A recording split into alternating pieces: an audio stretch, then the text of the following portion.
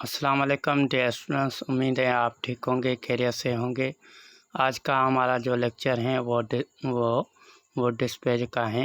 इससे पहले हमने जो है चार्टर्ड एक्ट से लेकर मैकाले और मैकाले के बाद जो है चार्टर्ड एक्ट हुआ था 1830 को, फिर मैकाले जो हुआ था वो 1835, फिर 1835 मीन्स मैकाले से वो डिस्प्ले तक हमने लेक्चर बनाया था। तो मैकाले तक हमने प्रीव्यू लेक्चर दिया था।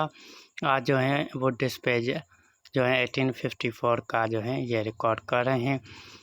मैकाले का जो पर्पस था वो हमने पीछे देखा कि उसको जो मोस्ट जो पर्पस था वो इंग्लिश होनी चाहिए, इंस्ट्रक्शन ऑफ एजुकेशन, ठीक है, मतलब एजुकेशन के इंग्लिश लाजमी करार वो बोल रहा था कि होनी चाहिए, ठीक है। यहाँ पे जो है वो डिस्प्ले ने क्या किया, जो मैकाले ने कहा था उसको लेकर, तो वो डिस्प्ले ने जो है इंट्रोड्यूस करवाया था।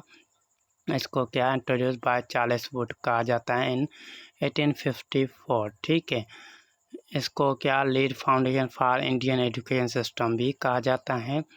This was a written document for the purpose of promoting education in India.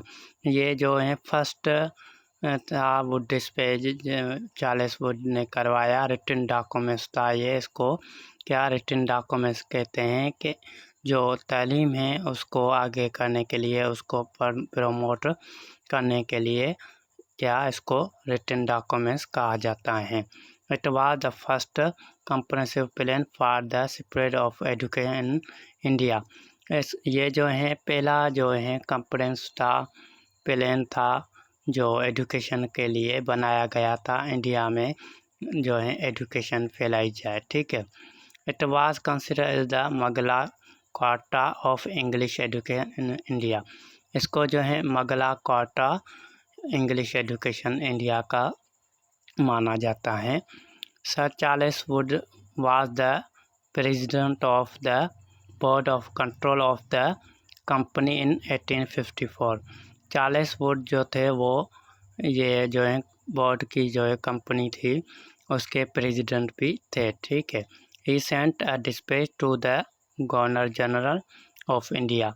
इसने जो है एक डिस्पैच भेजा गवर्नर जनरल इंडिया के पास, जो है लॉर्ड डेलहौसी, ये जो थे ये गवर्नर जनरल थे इंडिया के।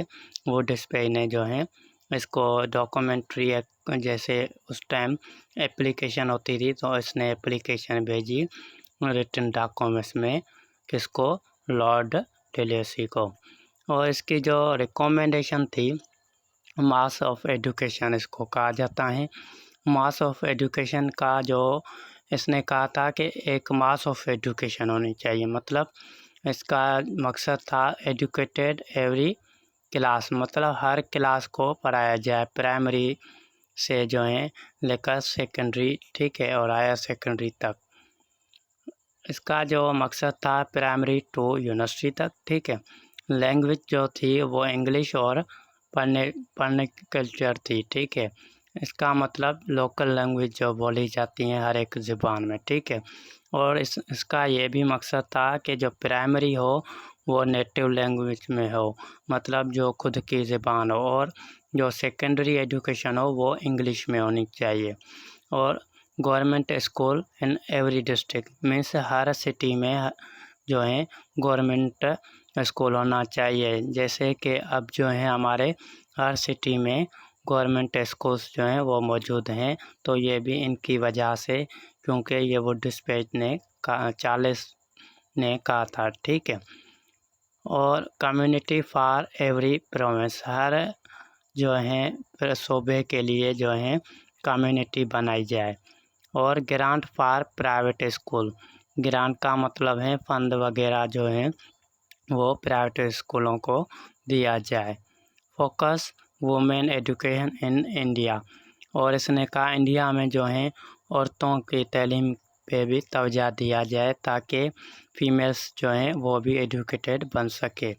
और establish college engineering medical law, इसने जो है इंजीनियरिंग के लिए, मेडिकल के लिए और लॉ के लिए भी कहा कि उनके लिए कॉलेजेस बनाए जाएं और training schools for train teachers जो हैं जो टीचर्स हैं जिनको ट्रेनिंग दी जाती हैं तो उनके लिए ट्रेनिंग स्कूल भी बनाया जाए और स्पेशल ट्रेनिंग फॉर कॉलेज और स्पेशल ट्रेनिंग सेंटर्स जो हैं वो कॉलेज के लिए भी बनाया जाए। और also university of Madras, Calcutta and Bombay were set up by 1857 like London university. जो है ये यूनिवर्सिटीज़ भी बनाई गई थी 1857 पे लंदन यूनिवर्सिटी की तरह। एंड पंजाब यूनिवर्सिटी 1882 में बनाई गई थी और इलाहाबाद यूनिवर्सिटी 1887 में। और चार्ल्स वुड ने जो है ये भी कहा कि education is the responsibility of government, so government should take the responsibility of education of people. Means जो लोग हैं जिनको तालीम दी जाएगी उसका जो रिस्पॉन्सिबिलिटी है उसकी वो गवर्नमेंट को दी जाए।